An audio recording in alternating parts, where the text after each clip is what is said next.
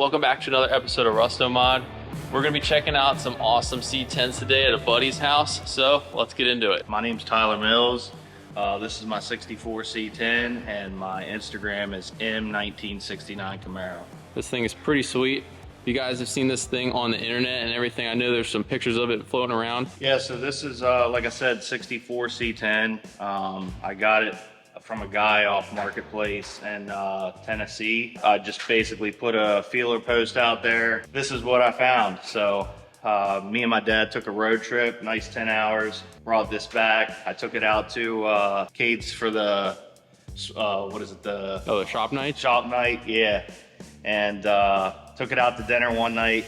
And then after that, kind of snowballed, we started pulling it apart. So yeah, it was just plain Jane, like just farm truck. It might have had some springs on it or something, but it was drum brakes all the way around. Like I barely even got there because I bled the brakes right before we actually like left. Oh, really? Yeah, it was like half pedal. Oh, that's sweet. That's commitment. Well, sweet. So obviously now it's not stock. Yep. So little small block Chevy 350. Turbo 400 transmission. Obviously it's on air ride. To get it this low, we got Velworks cup control arms. I did those and then had a buddy weld them in for me. Obviously you gotta notch out your fenders to get it to actually come up inside the wheel well on 22-inch transport wheels with the factory cap look. That was the look I was going for, just to be able to run those caps. I plan on painting those wheels at some point. I just haven't really come up on exactly what color. I've been back and forth on it.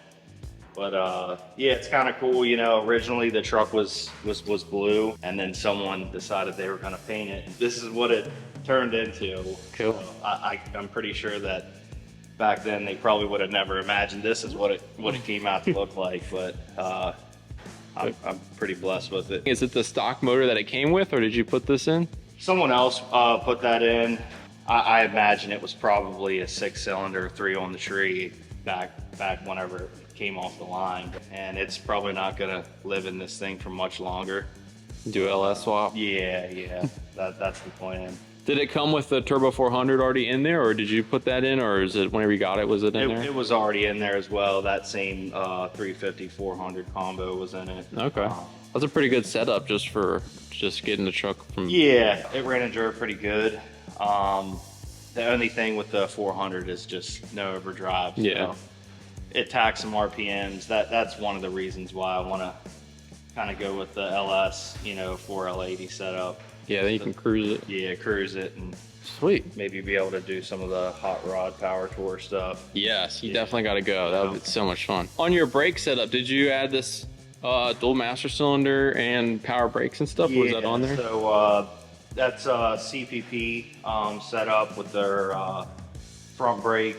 And then as far as the rear, it had drums on it, but then I switched over to Captain Fab. He makes like basically a bracket setup that works for, I believe it's like for a van, like an old Chevy van. So you buy their bracket and then the brakes for the van. And then I had you actually machine those, like open up the ends on the rotors for the rears. Yeah. So as far as brakes, this thing does pretty well. Cool. Yeah. So you're just running stock control arms and then just with the bag kit?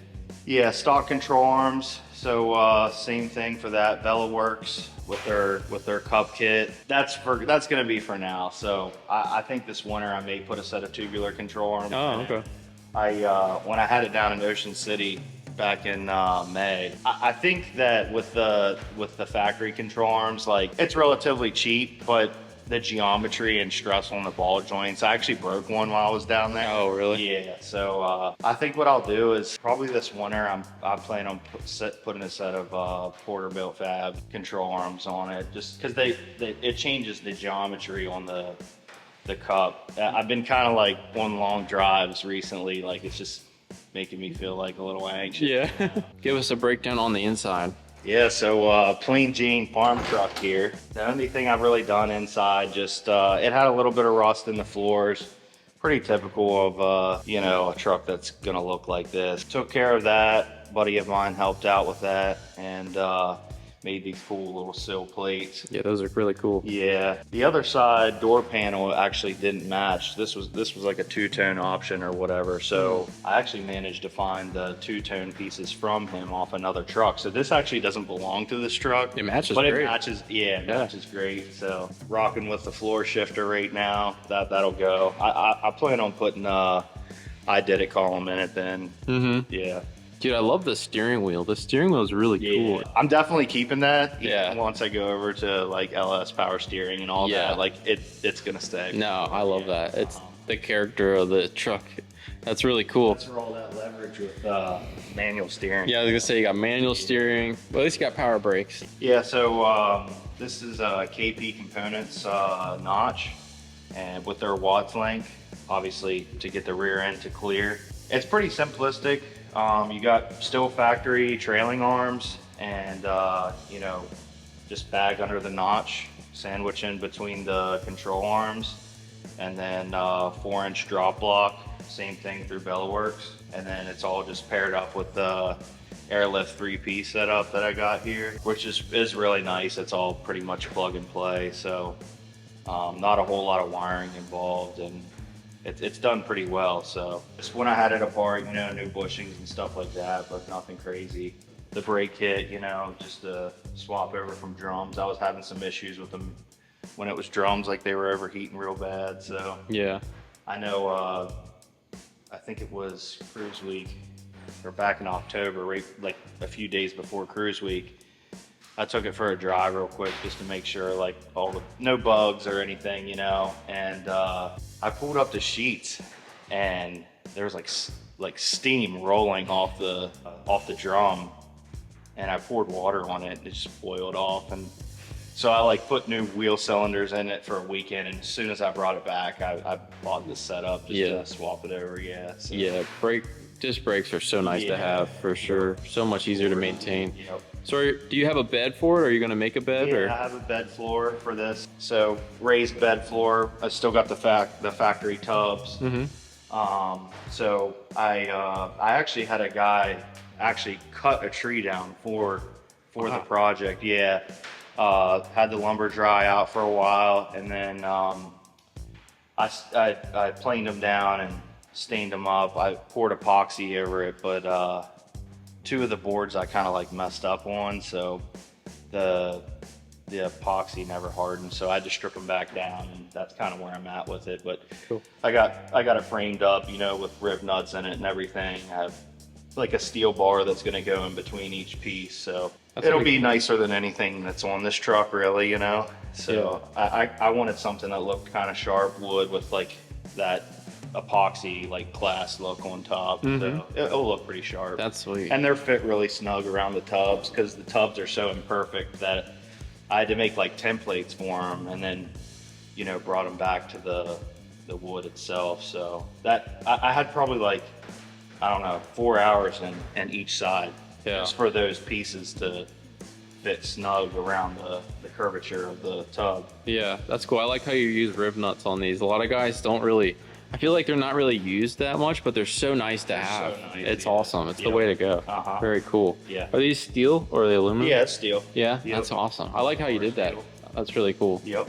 Well, it's cool that he doesn't have the bed on it, just so we can see his whole suspension and what he's still trying to do to it. Really cool. See, he has his tank back here. Tell people about Low Life Garage. Yeah, so Low Life Garage is a couple buddies that have some C10s of mine, and you know, everybody, you know, you could go buy, you know, big companies and all that, but it's just cool to, like, you know, have your own stuff. So we kind of came up with the Low Life Garage thing, and you know, it's not really per se anyone's specific garage, but it's, you know, just like the lifestyle with the air ride C10 type stuff. And so we came up with that, and we got some merch that we've been putting out and stuff, and, you know, we're invited to the play date, or to Patina party. So and we should be at the play date as well. Yeah, that's coming up next weekend. So September 7th.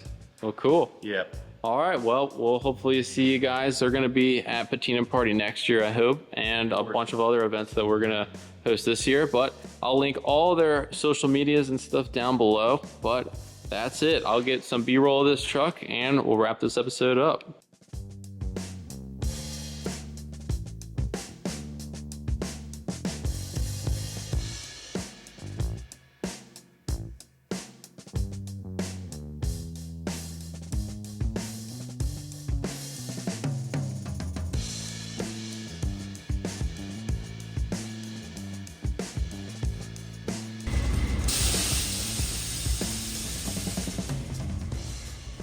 All right, I hope you guys liked that video. Big shout out to Tyler for letting me check out his awesome C10. If you guys are coming to any shows and want to link up and do a review video, I'll put my email down below. But until then, thanks for watching, guys, and we'll see you in the next episode.